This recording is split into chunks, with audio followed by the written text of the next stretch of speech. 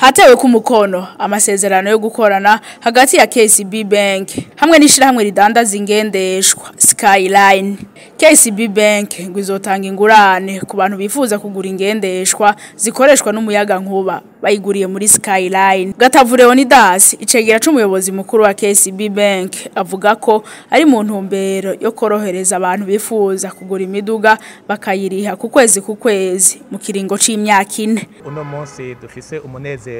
wo kuba twafashe gukorana n'ishirahamwe Skyline kugira ngo dushobore gufasha abarundi kugira ngo bashobore kuronka ukuntu bagura imodoka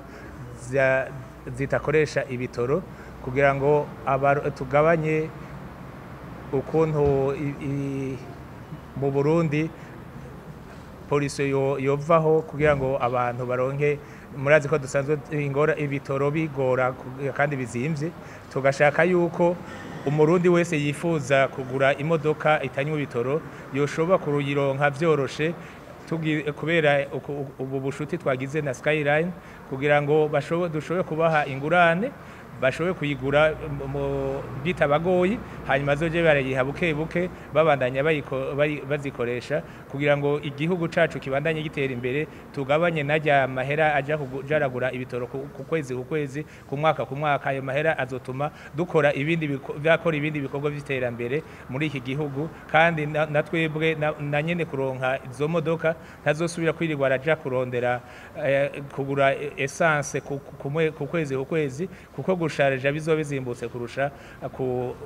kugura ibitoro. KCB rero yagombye kuba gufasha abarundi kugira ngo bashobore kuronka izo modoka vyoroshe kuko ko yaronkera icarimwe kenshi biba bigoye n'abayafise bashobora kuba barayakoresha ibindi aho kuca baje kuyagura imodoka kugira ngo ibikorwa vyabo bari basanzwe bariko barakora ntibihave bisubira inyuma ariko babandanye bakora ibikorwa vyabo bace babandanya bariha buke ku kwezi iyo ngurane bafashe hanyuma babandanye biteza imbere igihugu cacu kibandanye gitera imbere kandi n'ibidukikije bibandanye kubaho neza kuko iyo hatariko haraba iyo myuka ivuye ku bitoro iterambere n'amagara y'abantu agenda neza nico catumye tuvuga tuti ko dusangiye uwo muco ukumva yuko dukwiye gukingira ibidukikije dufashanye umwe mu vyako ashoboye azana izo modoka natwe mu byo dushoboye dutange izo ngurane abarundi bashobora kubandanya bakora kandi batera imbere bari fisa amagara meza ata bihungabanya environnement bihari. Ingurane ntiyemerewe abakiriya ba KCB bonyene umuntu wese yifuza imodoka kugurira muri Skyline aza akarondera igiciro hanyuma amaze kuronka ico giciro aza twumvikana